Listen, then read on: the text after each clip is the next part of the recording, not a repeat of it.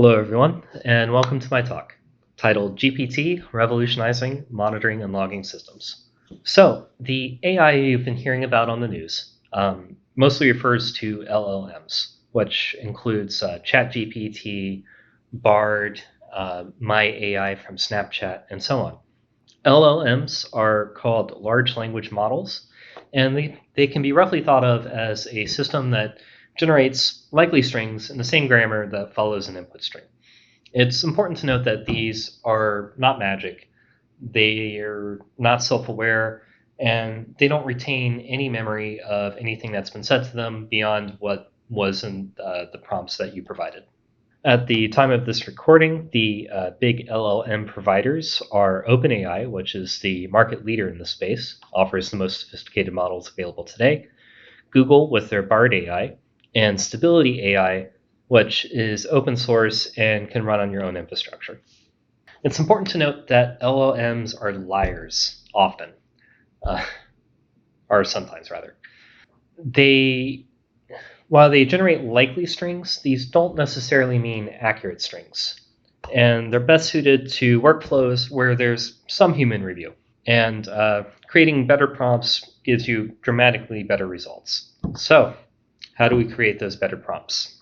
Most people use GPT and other LLMs by giving it what are called single-shot prompts, where you give it a question and expect some output back.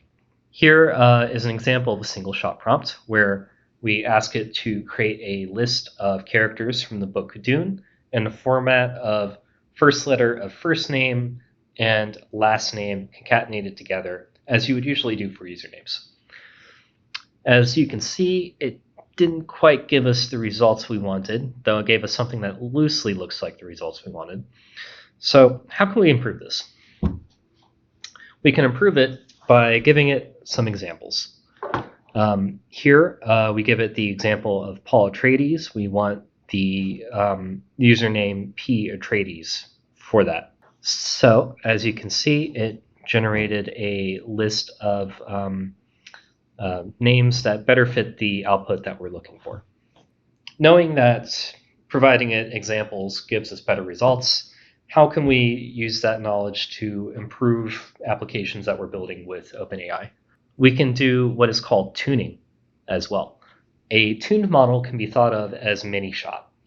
OpenAI allows you to provide JSON formatted data of example prompts and example outputs that we want for those prompts. We can send many prompts and example outputs this way to OpenAI to tune our model. And it's highly recommended that you do this as it creates much higher quality results and also reduces costs significantly because we're no longer putting those examples into our prompts, which counts against our license. Here's how we can use GPT to improve our monitoring and logging. Say we have a raw log file. As you can see, it's not too easy to work with that as is. And we can give it a handful of examples of the specific fields we want it to extract from that raw log event. As you can see, it pulled out all of those individual fields. ChatGPT's response is highlighted in green here. Once we have those, we can then say, let's write some regexes that pull out the field values for each of those fields.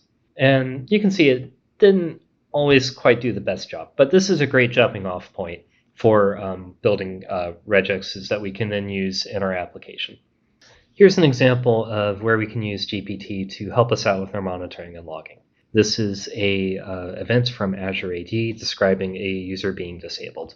Using that few shot method discussed earlier, we can give it some fields and their field values and ask it to get the rest of the fields and field values from that raw log event.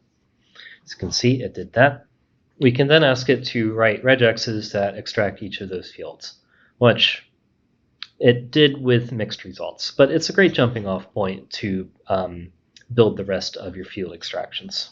Where GPT really shines is summarizing large amounts of data into something human readable. So here's that raw log event from Azure AD that describes a user being disabled. As you can see, it's not too human readable as is, unless you spent quite a bit of time looking at Azure logs. So what can we do to make that immediately recognizable to an analyst? We can ask GPT to summarize it for us. And as you can see, it did a fantastic job of that. Described the core directory service, where that log came from. It turned that isolinear timestamp into something human readable. And it described what the acting user was and what the target user was and the result of that operation. This was done using very little training. It was immediately useful to us.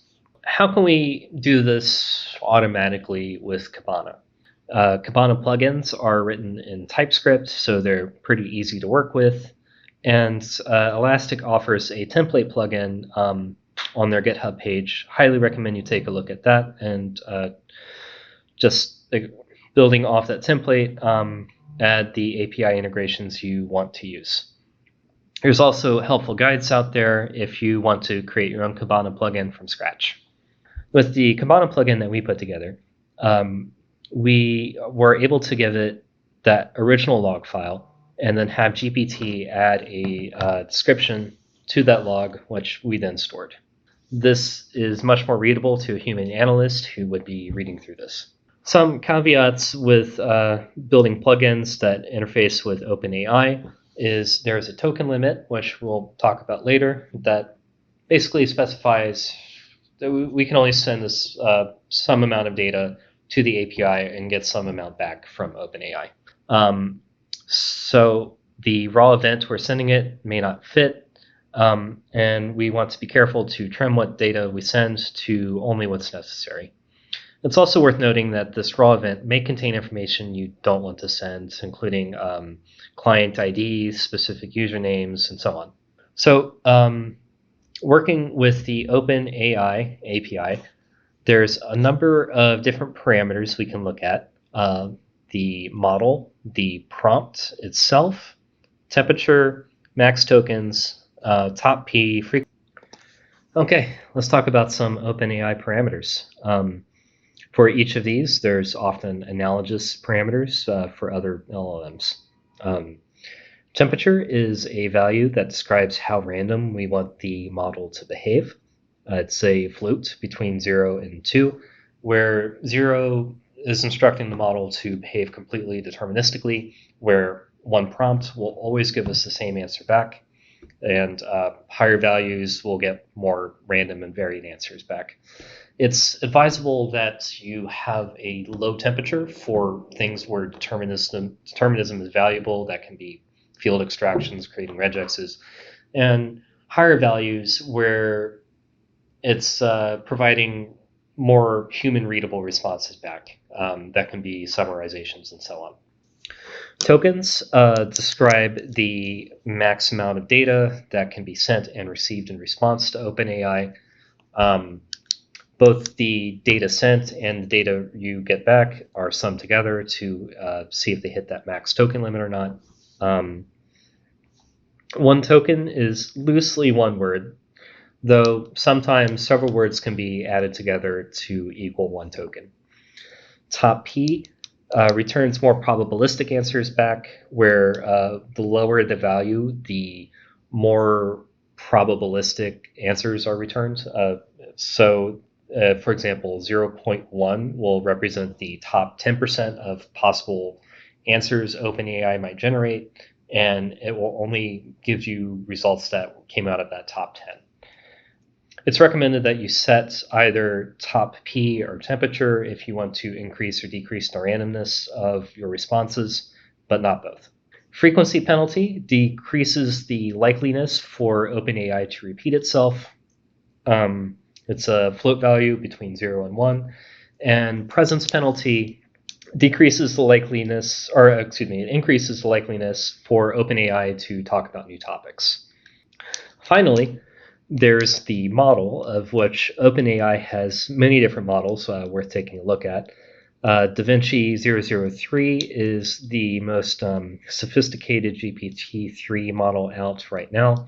It can provide the most detailed and creative responses, though Other models might be faster, they might be lower cost, or they might be more suited to specific subjects, such as code generation and so on. Finally, let's talk about some privacy and confidentiality considerations. All right, here's some open AI models that would be of interest to somebody viewing this presentation. GPT-4 is by wide margin the most capable large language model out today at the time of this recording. It is a bit expensive to use, so I wouldn't recommend using this for bulk tasks. Maybe summarization if a high deal of sophistication is needed in the response. For the most part, I recommend using GPT 3.5 Turbo, which is a very capable 3.5 model. It's optimized for the sort of work that this presentation has covered and can be used very cheaply. However, if you're looking to perform tasks that would require a large amount of tokens, that it would be summarizing very large log files, or if you're looking for very detailed responses back, GPT-4 32K is also fantastic. As you can see on this table here, you can use far more tokens with that than you can with any other model. Finally, let's talk about some privacy and confidentiality considerations. OpenAI in their privacy agreement does not say that they, or does say that they don't use any data sent to them via their API for training new models. So you don't have to fear secrets sent to them being included in any training set for future models. However, they do not say they don't retain logs or other properties about what might have been sent to them via the API. So always be careful when sending any sensitive data to a third party that might include keys, secrets, client IDs, usernames, if you don't want to disclose that, and so on. If you're looking for privacy, I highly recommend looking at Stability AI's open source models, which you can run locally on your own hardware. Hopefully this presentation has been very informative for you, and if you have any questions, feel free to reach out to me at claytonlangston@oak9.com. Finally, let's talk about some privacy and confidentiality considerations. With many large language models out there today, data sent to them is used to train future models, which you would not want them to do with a lot of the data you'd be sending them for what we talked about in this video. OpenAI and their confidentiality agreement says that they do not use any content sent to them to train future models if that content was sent to them via their API. However, they do not say that they do not retain logs or other properties about what was sent to them. So be mindful. Sending sensitive data to a third party is always a risk, especially if that data might include secrets, tokens, so on, or usernames, client IDs, or other data like that, if that's not something you wish to disclose.